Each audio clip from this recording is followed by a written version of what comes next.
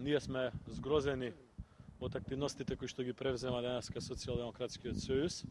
Очигледно е дека се обидуваат да злоупотребат еден настан и да стопираат легитимна активност на управата за јавни приходи според нашите информации. Би сакале да демантираме дека станува збор за активност на Министерството за внатрешни работи. Она што ние го знаеме дека станува збор за контрола од страна на управата за јавни приходи на 6 фирми регистрирани на истата адреса на која што и во истиот објект каде што се наоѓа А1 телевизија од вкупно 40 кои што постоеле во тој објект и на таа адреса и дека не станува никаков контакт правен помеѓу било која институција и А1 телевизија. Она што го гледаме на А1 телевизија очигледно е значителна злоупотреба од страна на опозиционите партии и од страна на Социјалдемократскиот сојуз. Нашите информации говорат дека членови на Централниот одбор на Социјалдемократскиот сојуз и представници од општинските организации се организирани за да предизвикаат една ситуација во која што ќе има тензија, во која што ќе има можеби и желба за неред и една ситуација која што ќе личи на тензична ситуација. Повелете. Може прашање? Да. Господине Димовски, дали имаше ваши активисти таму? Затоа што велите имате информации за тоа што се случувало пред А1?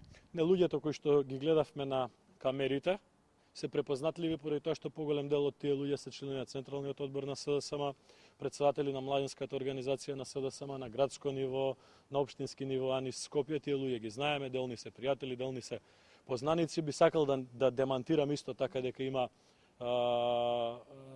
забранет влез поради тоа што она што го видовме на телевизија дека во студиото поминаа бар 50 на представници на опозицијата кои што значи не може да ако ми дозволите.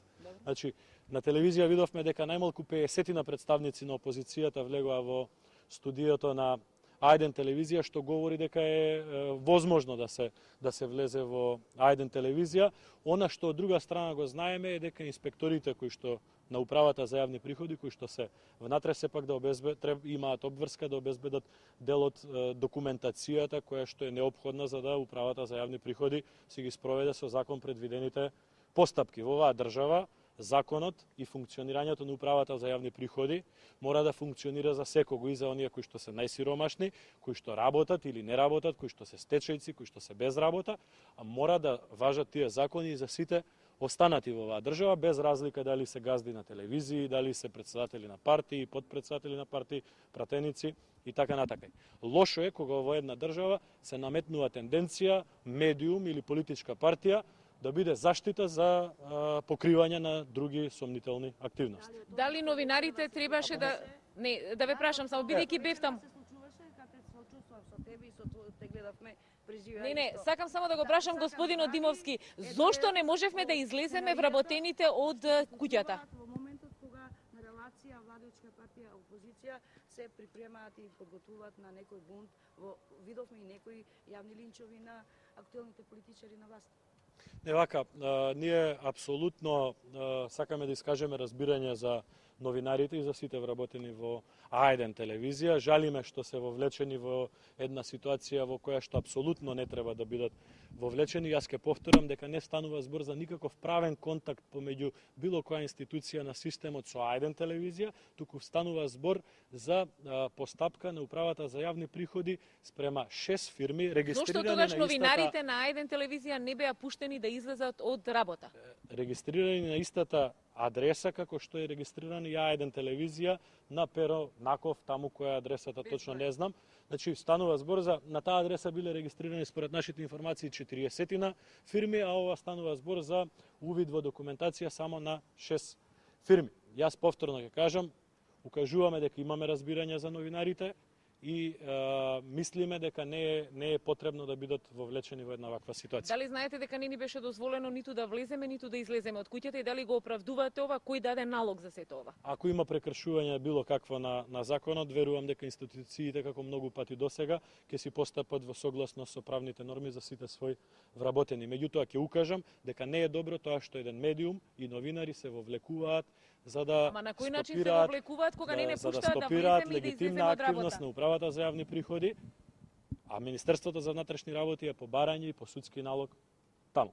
Тоа се нашите информации кои што говорат. Повели. Медиумската моќ за скривање на некои сомнителни бизниси кои што се во фирмите кои што се лоцирани на оваа адреса.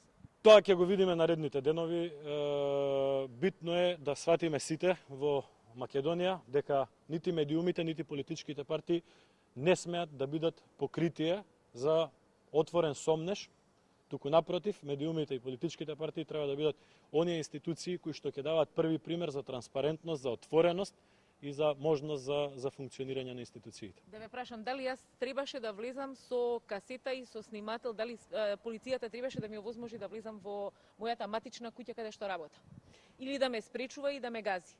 Јас она што го видов на вашата телевизија е дека во студиото успеа 50 на представници на опозицијата. Значи ги пушта политичарите, но не и новинарите и вработените. Тоа беше налог на кој што го имаше полицијата. Ако е така, треба да се провери дали има можност за изнесување на документи, за внесување на документи и така натака и така натака. Во секој случај, ако има прекршување на било кој закон или пропис, ке мора да се има постапка и понатаму. Меѓутоа, јас се надевам и верувам дека не станува збор за тоа.